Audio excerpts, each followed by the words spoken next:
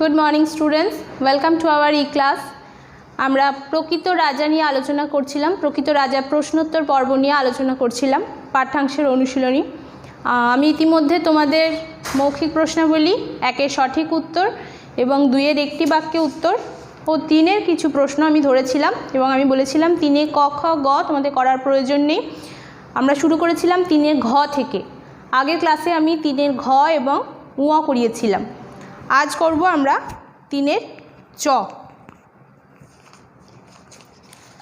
তো এইভাবে লাইন তুলে যে প্রশ্নগুলো দেওয়া থাকে সেক্ষেত্রে আমি বলেছিলাম লাইনগুলো প্রত্যেকে নিজেদের কপিতে লিখবে। নাম্বার দাও।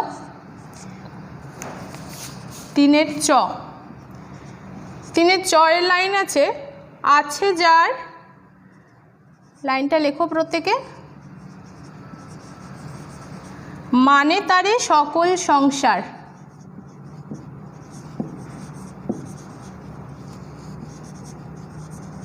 কবিতার লাইন। এবার এখান থেকে তোমাদের কাছে কিছু প্রশ্ন জানতে চাওয়া হয়েছে। লাইনটা অবশ্যই সিঙ্গেল ইনভার্টেড কমার মধ্যে রাখবে, কারণ বারবার বলেছি কোনো রচনা বা কবিতা থেকে যখন লাইন নেওয়া হবে সেই লাইনটা সবসময় সিঙ্গেল ইনভার্টেড কমার মধ্যে রাখবে। তো এখানে প্রথম প্রশ্ন কি আছে? পাঠ প্রশ্ন যেহেতু আমার রয়েছে, কার কথা এখানে বলা হয়েছে?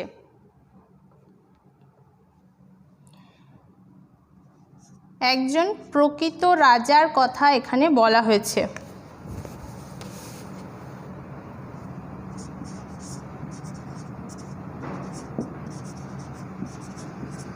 অর্থাৎ কাকে সমগ্র সংসার মানবে? একজন প্রকৃত রাজাকে। তাহলে একজন প্রকৃত রাজার কথা এখানে বলা হয়েছে।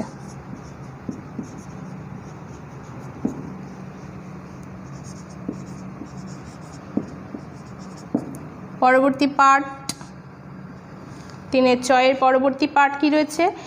তার কি কি গুণ থাকলে সকল সংসার তাকে মান্য করে? লেখো, রাজ্যের রাজা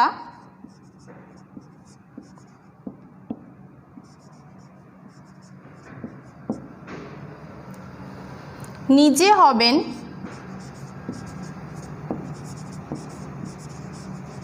সৎ, নীতিনিষ্ঠ,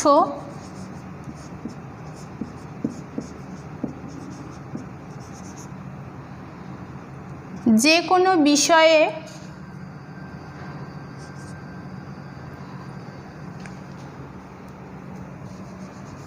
রাজ্যের রাজা নিজে হবেন সৎ, নীতিনিষ্ঠ, বিনয়ী ও বিবেকী, তবেই সকল সংসার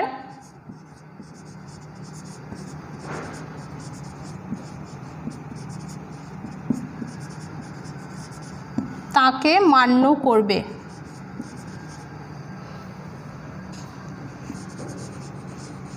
তাহলে রাজার কি কি গুণ থাকলে তাকে সমস্ত সংসার বা জগৎ সংসার মান্য করবে? তাহলে রাজ্যের রাজা নিজে হবেন সৎ, নীতিনিষ্ঠ, বিনয়ী এবং বিবেকী, তবেই সকল সংসার তাকে মান্য করবে। চলে এসো পরবর্তী প্রশ্নে। শেষ প্রশ্ন, তিনের 6 নাম্বার। এখানেও লাইনটা লেখো, একটা লাইন রয়েছে দেখো। দিন হতে দিন দেখো নাহিকো সংশয়। প্রত্যেকে কপিতে লাইনটা লেখো সিঙ্গেল ইনভার্টেড কমার মধ্যে।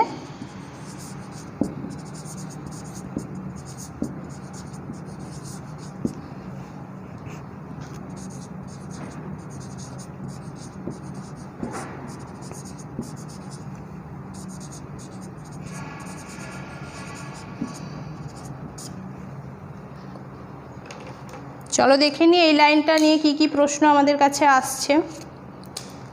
প্রথম প্রশ্নেই 3টে উত্তর জানতে চাওয়া হয়েছে। প্রথম প্রশ্ন রয়েছে, কে কখন কাকে এই কথা বলেছেন? রাজা দশরথ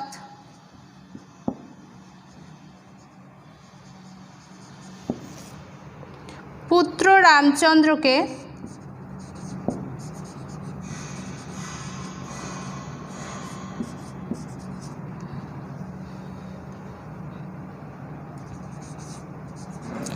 একজন সুশাসকের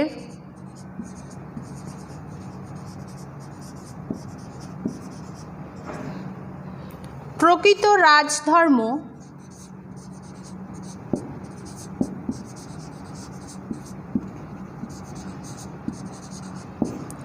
কেমন হওয়া উচিত?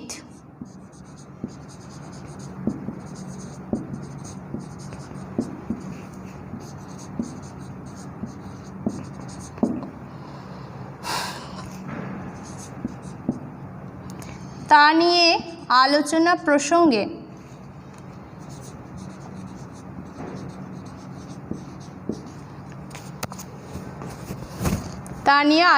প্রসঙ্গে এ কথা বলেছেন।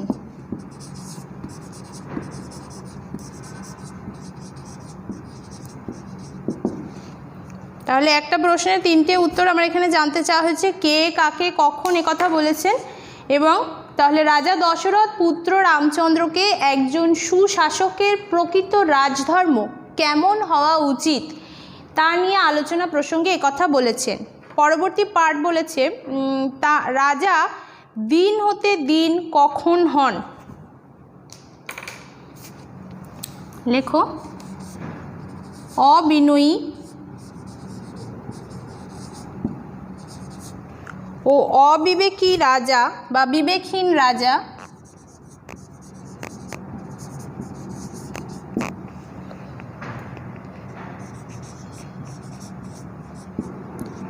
জগৎ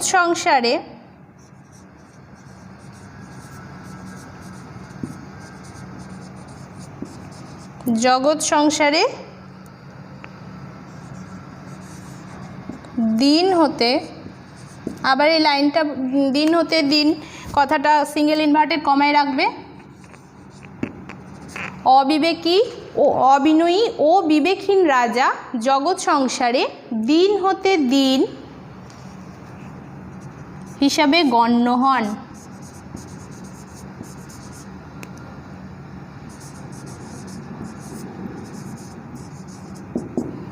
ঠিক আছে, বা এটা তোমরা ঘুরিয়ে আরেকভাবেও লিখতে পারো যে রাজা যখন অবিনয়ী বা বিবেকহীন হয়ে পড়েন তখন রাজা জগৎ সংসারে দিন হতে দিন হিসেবে গণ্য হন। বা আমি এটা এক কথায় লিখলাম যে অবিনয়ী ও বিবেকহীন রাজা জগৎ সংসারে দিন হতে দিন হিসেবে গণ্য হন। লাস্ট কোশ্চেন, তার কি কি গুণ থাকা প্রয়োজন, অর্থাৎ তার কি কি গুণ থাকলে তিনি একজন প্রকৃত রাজা হবেন বা তাকে অবিনয়ী বা অবিবেকী রাজা বলা হবে না। লাস্ট পার্টটা আমি লিখছি এখানে।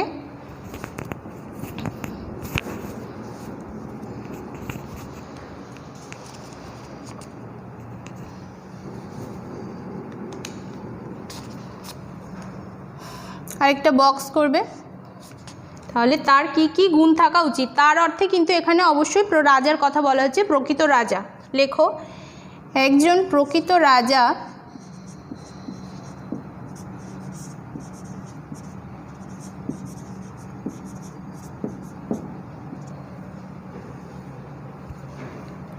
প্রকৃত রাজার মধ্যে থাকবে প্রকৃত রাজধর্ম,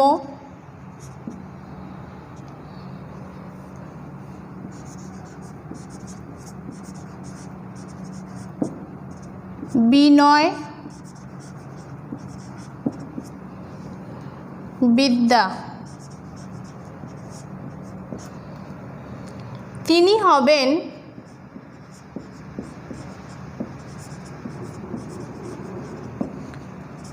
প্রকৃত প্রজাপালক,